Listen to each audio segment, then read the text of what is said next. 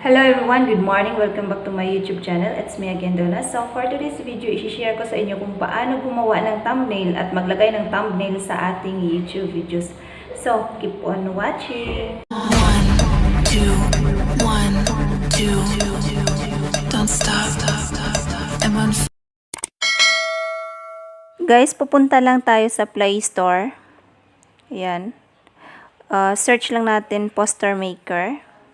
Kung hindi nyo pa na-install guys, i-install lang natin yan. Sa akin, i-open ko na lang dahil nandyan na yan. So, create new. Click natin. Then, create new ulit. I-click ulit natin. Pupunta lang tayo sa ilalim. Ayan, may YouTube thumbnail. Click natin guys. Yan na po yung size ng ating thumbnail guys. So, sa ilalim po, marami tayong pwede pilian.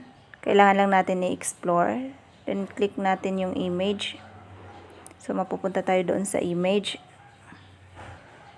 So, sa ilalim naman yan, ayan po. Yan po ay size option po yan.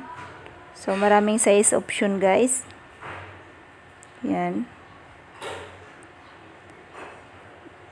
So, pili tayo ng 3.4. So, ito naman guys, ito po yung zoom in, zoom out. So, pwede palakihan, pwede paliitan yung ating napiling picture. Then, dito sa gilid po, yan po yung rotate. So, i-explore nyo lang guys. Marami kayong pwede gagawin dyan.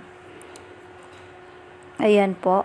So, pagkatapos nyo, pag okay na yung ano nyo, yung picture nyo, pwede nyo siya i-click save. So, bali maridirect na tayo dyan mismo sa size ng ating thumbnail guys. Bali dyan nyo na siya guys, i-edit yung gusto nyo lalabas sa thumbnail nyo. So, yan po yung size option. Yan, pwede naman manual. Doon ka sa picture mag-a-adjust. Ayan. So, madali lang siya guys. Ayan, katulad nyan. So, pwede natin siya i-adjust sa size. Ayan.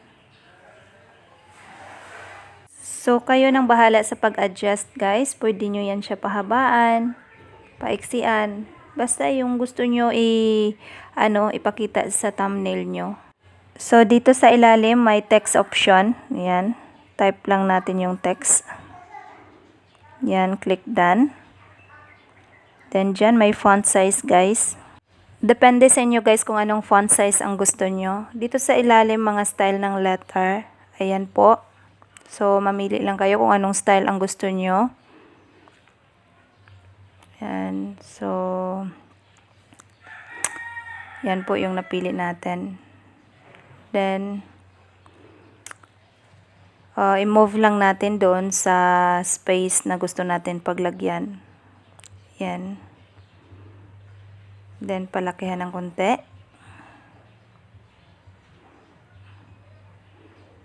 Yan po. So, text ulit. Then, YouTube. So, lagay natin YouTube. Ayan. So, dito sa ilalim may effect, guys. Yan.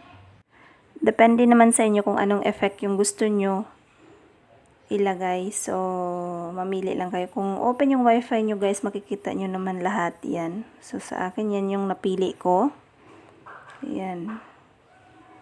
So, small letter lang natin. Yan. So, move natin konti. Sa ilalim guys, ayan po. So, dito sa ilalim may color selection. So, mamili lang tayo. Pwede yellow, white. So, white yung napili ko. Then, ayan na. So, pwede natin siya. Ayan, move natin doon. Para magiging full, na siya. Ayan po guys, konting lang, adjustment lang. So, okay na. Maganda na siya tingnan guys. Ayan po. Then, kung makikita nyo dito sa ilalim, may sticker. Ayan, click natin. Then, marami naman siyang sticker na pagpipilian guys. So, need natin ng arrow. So, doon tayo sa shape. So, hanap lang tayo ng arrow. Ayan. So, white yan siya guys. So, pwede natin i-small. Adjust natin yung size niya. Then, yung kulay niya, So, change lang natin into red. So, ayan na. Dadalhin lang natin siya guys sa gusto natin paglagyan sa kanya. Ayan po. So, dyan natin siya ilalagay. Ayan. So, dito guys, pwede natin siya i-zoom. Ayan. So, pag okay na siya guys, ayan na. Proceed tayo sa text ulit. Dito sa ilalim. Ayan. Then, maglagay tayo ng sticker. Ayan. Then, i-zoom lang natin yung sticker natin guys. Tsaka, kunting move. Ayan. Okay na po siya. So, dito sa itaas, i-click save lang natin. Ayan. Ito po yung size ng ating thumbnail guys. So, click view. Click photos. Ayan. So, that's it. So, I hope na ang video na to ay nakatulong ng konti sa inyo.